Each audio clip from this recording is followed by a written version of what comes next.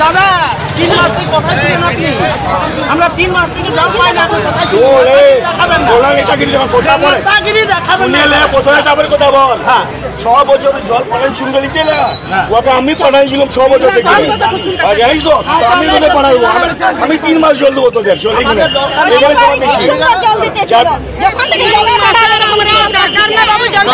তীব্র গরমে জলসংকটে ভুগছে এলাকাবাসী। প্রায় মাসখানেক ধরে মিলছে না পানীয় জল। অভিযোগ তুলে পথ অবরোধ করে বিক্ষোভ গ্রামবাসীদের। এলাকাবাসীদের অভিযোগ, আসানসোল পৌর নিগমের 69 নম্বর ওয়ার্ডের বরাকর দাসপাড়া এলাকায় প্রায় মাসখানেক ধরে মিলছে না পানীয় জল। তীব্র দাবদাহের মধ্যে জলসংকটে ভুগছেন তারা।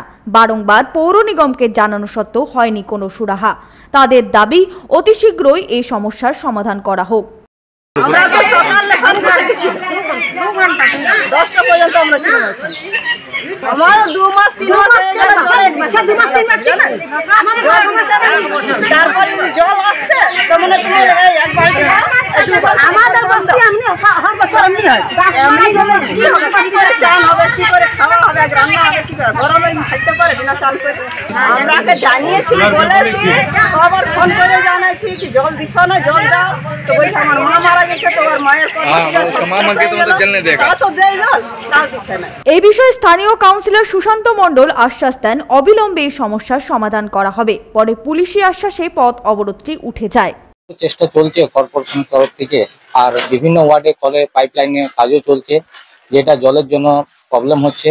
আশা করি যত জলদির মধ্যে প্রবলেমটা শর্ট আউট করে নেবো। আর আমাদের দাসপাড়ার জন্য একটা পাইপলাইনে আমি টেন্ডার করেছিলাম, টেন্ডারও হয়ে গেছে, কিছুদিনের মধ্যে কাজ চালু হয়ে যাবে। যে দাসপাড়ার যে জলের প্রবলেম যত জলদির মধ্যে ওদের প্রবলেম শর্ট আউট হয়ে যাবে।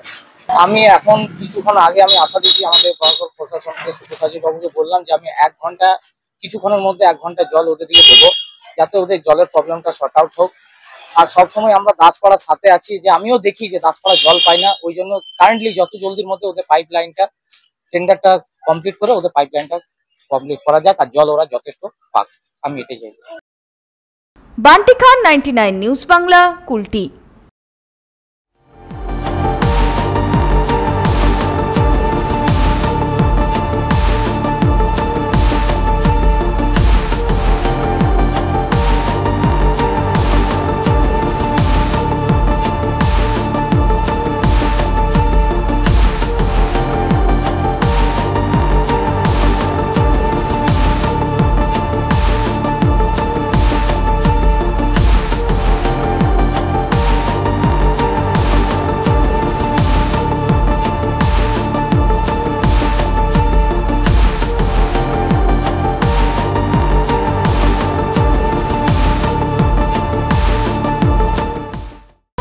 আপনারা দেখছেন 99 নিউজ বাংলা। বদলাবো আমরা।